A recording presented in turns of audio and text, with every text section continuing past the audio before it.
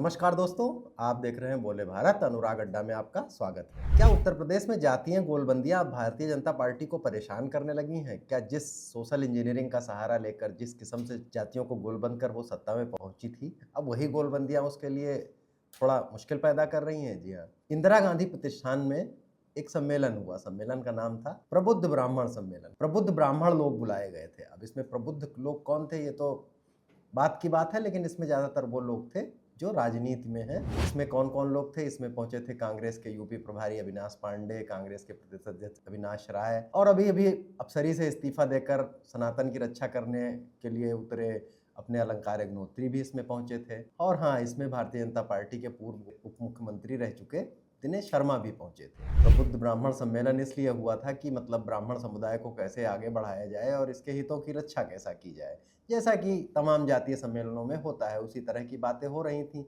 लोग अपने विचार रख रहे थे, लेकिन पूर्व उप मुख्यमंत्री दिनेश शर्मा जब बोलने के लिए मंच पर पहुंचे तो वहां पर बैठे दर्शकों ने उनसे ये कहना शुरू कर दिया कि यूजीसी पर बोलिए, यूजीसी पर बोलिए। यूजीसी पर बोलने से दिनेश शर्मा कतरा रहे थे और उनकी होटिंग शुरू हो गई, और इसके बाद तमाम गहमा गहमी का माहौल रहा। और दिनेश शर्मा ने कहा कि कुछ लोग सनातन को नुकसान पहुंचाना चाहते हैं। लेकिन क्या शंकराचार्य विवाद और जो कि एक ब्राह्मण ठाकुर विवाद उत्तर प्रदेश में पिछले 10 साल से चल ही रहा है, दिल्ली लखनऊ के कंटेक्स्ट में, कभी कभी यहाँ, कभी शंकराचार्य के प्रकरण में, कभी ठेके पट्टों की लड़ाई में, क्या अब वो भारतीय जनता पार्टी के लिए कुछ ज़रूरत से ज़्यादा मुश्किल पैदा करता जा रहा है? बात सिर्फ ब्राह्मणों की नहीं। याद कीजिए, जब महोबा में स्वतंत्र देव सिंह को ब्रजभूषण राजपूत, स्वतंत्र देव सिंह जो कि कुर्मी समाज से आते हैं, सीएम योगी के काफ़ी करीबी हैं और जल शक्ति मंत्री हैं, तब ब्रजभूषण राजपूत ने उनकी घेराबंदी कर ली 100 ग्राम प्रधानों के साथ और कहा कि जल शक्ति मिशन में बहुत भ्रष्टाचार चल रहा है, कोई काम नहीं हुआ है और लोगों के घरों तक पानी तो नहीं पहुंचा है, अलबत्ता सड़कें खोद दी गई हैं। और इसके बाद भी ये विवाद गरमाया कि ये तो कुर्मी बनाम लोध हो गया है। उस समय भी जातीय सम्मेलन हुए थे। कहते हैं कि लखनऊ में उस घटना के बाद लोध समाज के तमाम सारे लोग एकत्र हुए थे। चर्चा ये भी है कि उसमें हैदराबाद के एक मशहूर टी राजा, जो कि हिंदुत्व के बड़े फायर ब्रांड नेता माने जाते हैं, वो भी आए थे और उन्होंने भी लोध समाज के लिए बड़े ताल ठोकी थी, बड़ी हुंकारें भरी थी। और ये भी कहा गया था कि अगर लोधों को ठीक से प्रतिनिधित्व नहीं दिया गया तो वो समाज अपना फैसला करेगा। ये भी शायद लोध पूरी तरह से भारतीय जनता पार्टी का वोटर फिलहाल माना जाता है, वो भी शायद इशारों में समाज की बातें हो रही थी, लेकिन चुनौती भाजपा को दी जा रही थी, भारतीय जनता पार्टी की सत्ता को दी जा रही थी। अब यही ब्राह्मण सम्मेलन में यूजीसी का मसला ना उगलते बन रहा है ना निगलते बन रहा है। भारतीय जनता पार्टी का आला कमान इस पर चुप है और इस पर दोनों सब विश्वविद्यालय के कैंपस में छात्र तो भिड़े ही हुए हैं, नेता लोग भी भिड़ने शुरू हो गए हैं। साक्षी महाराज का एक बयान सुन लीजिए। यूजीसी के ही मसले पर बोलते हुए उन्होंने कहा कि ब्राह्मण समाज और सवर्ण समाज के लोग यूजीसी के जो नए रेगुलेशंस हैं उनकी खिलाफत तो कर रहे हैं, लेकिन जरा सोचिए कि अगर एससी एसटी और ओबीसी के लोग इकट्ठा हो गए तो क्या कोई एमपी और एमएलए बन पाएगा? उनका इशारा था कि क्या कोई सवर्ण एमपी एमएलए बन पाएगा। ये बयान सोशल मीडिया पर जमकर वायरल है। जो लोग यूजीसी का विरोध करते हैं, अगर इसे एससी और ओबीसी अपना विरोध मान ले तो यूजीसी के लोग इकट्ठे हो रहे हैं, समझ में आ रहा है जी।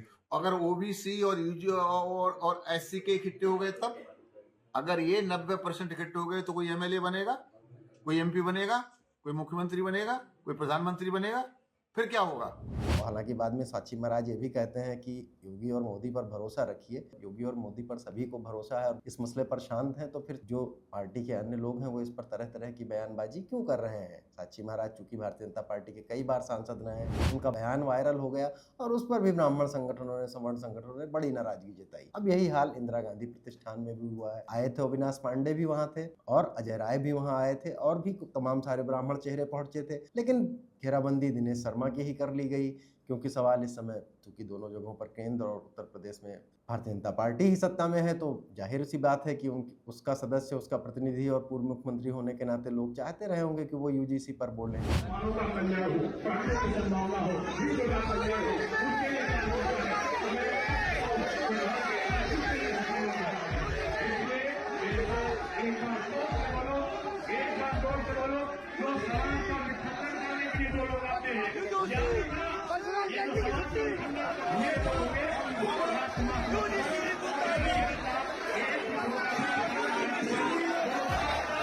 क्या इस मसले को अभी पॉलिटिकली भारतीय जनता पार्टी कैसे टैकल करेगी, इसकी रणनीति साफ नहीं है, या फिर ऐसा लगता है कि जो जातीय गोलबंदी, जो सोशल इंजीनियरिंग भी जिसको हम थोड़ा सोफिस्टिकेटेड भाषा में कह देते हैं, वो राजनीति में इस कदर हावी हो गई है कि अब वो परेशान करने लगी है भारतीय जनता पार्टी। भारतीय जनता पार्टी इस समय इसलिए परेशान है क्योंकि वो सत्ता में है और उसे सत्ता बचानी है।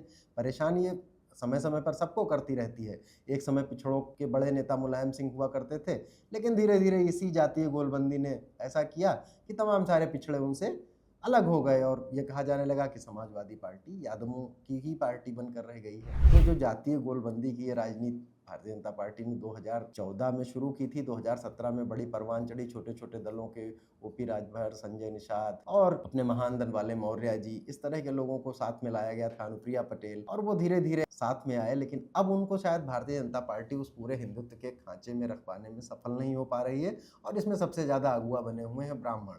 वो हर बात पर नाराज हो जा रहे हैं। यहाँ तक कि ये तो मान लीजिए प्रबुद्ध सम्मेलन की बात थी, वो वाली बात भी याद करिए जब भारतीय जनता पार्टी के विधायकों ने अलग से मीटिंग कर ली थी। कहते हैं कि उस मीटिंग की बात लीक हो गई और फिर कुछ फोन पहुंचे तो कुछ विधायक तो चले भी गए लेकिन कुछ डटे रहे और उसको लेकर भारतीय जनता पार्टी ने सख्त रवैया अपनाया। पंकज चौधरी जो भारतीय जनता पार्टी के प्रदेश अध्यक्ष थे, वो भी खासे नाराज हुए और उन्होंने कहा इस तरह की बैठकें नहीं होनी चाहिए। लेकिन इस तरह की बैठकें विधायकों की या समाज के लोगों की कैसे रुकेंगी जब हमारी राजनीति सिर्फ भाजपा की बात नहीं है, जातीय स्तर पर लोगों को गोलबंद करती है। ब्राह्मण ठाकुर का विवाद कभी चर्चा में चला दिया जाता है। ब्रजभूषण और स्वतंत्र देव सिंह के बीच एक काम को लेकर थोड़ी सी झड़प सी हुई तो उसे लोध कुर्मी विवाद बता दिया गया और शंकराचार्य और प्रशासन के बीच में जो कुछ हुआ था वो अंत में होते होते होते कहाँ तक पहुंचा, वो मुकदमा यौन शोषण और पॉक्सो तक पहुंचा और वो भी ब्राह्मण सम्मान से जोड़ने लगा। ये जो प्रबुद्ध सम्मेलन इंदिरा गांधी प्रतिष्ठान में हुआ था, इसमें जो अलंकार रस्तोगी आए थे उनको भी बोलने से रोका गया। जब वो बोलने के लिए उठे तो वो जरा सनातन की रक्षा, धर्म, चंदा इसकी बात करने लगे तो लोगों ने उनको भी हूट किया और कहा कि आप समाज के हित की बात करिए, ये सब फालतू की बातें मत कीजिए। खैर वो फरसा लहराते हुए मंच पर बैठ गए।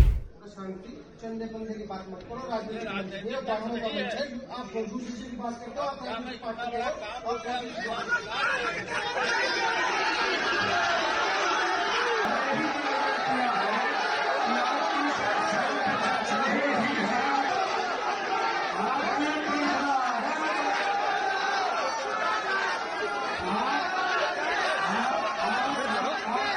तो थोड़ा विवरण था उस बैठक कल की जातीय बैठकों में गोलबंदी होती कैसे है।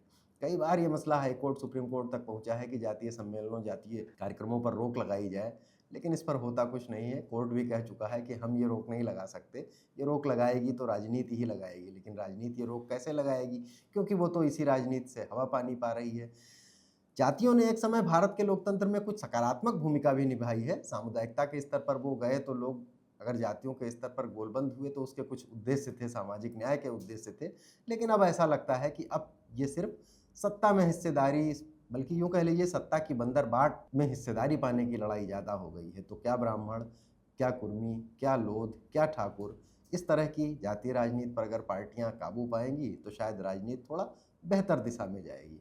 अनुराग अड्डा में आज यहीं तक। कल फिर किसी नए मुद्दे के साथ मुलाकात होगी। नमस्कार, धन्यवाद।